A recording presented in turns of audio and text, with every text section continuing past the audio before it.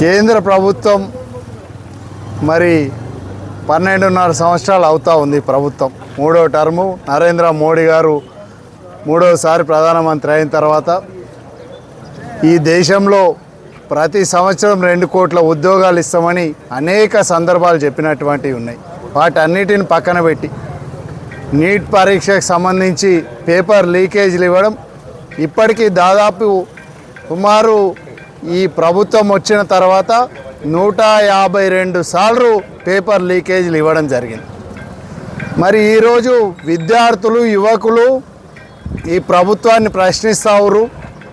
ఈరోజు కేంద్ర మంత్రి గారు మరి స్పందించాల్సిన అవసరం ఉంది, మోడీ గారు స్పందించాల్సిన అవసరం ఉంది. ఈరోజు శాంతియుతంగా నిరసన తెలిపే హక్కు ఈ దేశంలో ఈ ప్రజాస్వామ్యంలో ప్రతి ఒక్కరికి ఉంది.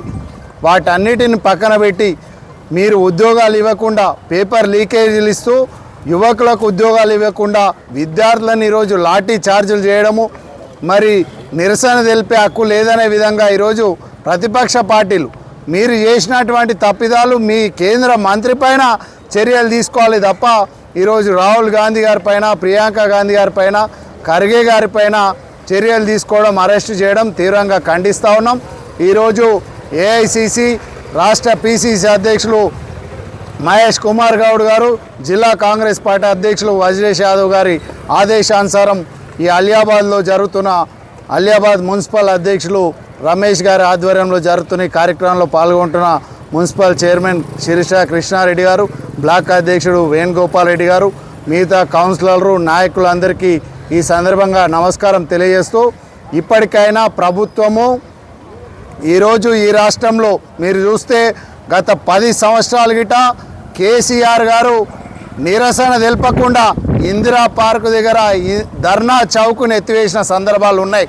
కానీ ఈరోజు కాంగ్రెస్ పార్టీ వచ్చిన తర్వాత ఆ రోజు ప్రజాభవన్లకు పోవాలంటే వాళ్ళు పోకుండా చేసినటువంటి సందర్భాలు. కానీ ఈరోజు రాష్ట్రంలో రేవంత్ రెడ్డి గారు ముఖ్యమంత్రి అయిన తర్వాత అదే ధర్నా చౌక్ను ఏర్పాటు చేసి ఈ రాష్ట్రంలో ప్రజా సమస్యల పైన ఏ పార్టీ అయినా ఏ నాయకుడైనా నిరసన తెలిపే హక్కు కల్పించడం జరిగింది. కానీ ఈరోజు వాటన్నిటికి వ్యతిరేకంగా ఈరోజు మోడీ గారి నిర్ణయాలను కాంగ్రెస్ పార్టీ తీవ్రంగా ఖండిస్తూ ఉంది.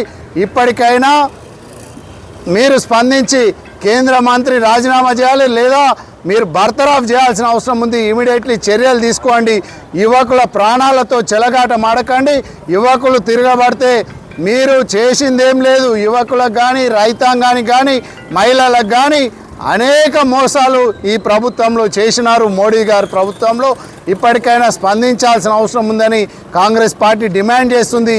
విద్యార్థులకు న్యాయం చేసే వరకు కాంగ్రెస్ పార్టీ వెనుకాడుకు వేసేది లేదు. ఈ సందర్భంగా ఈ కార్యక్రమంలో పాల్గొన్న అందరికీ ధన్యవాదాలు తెలియజేస్తాను.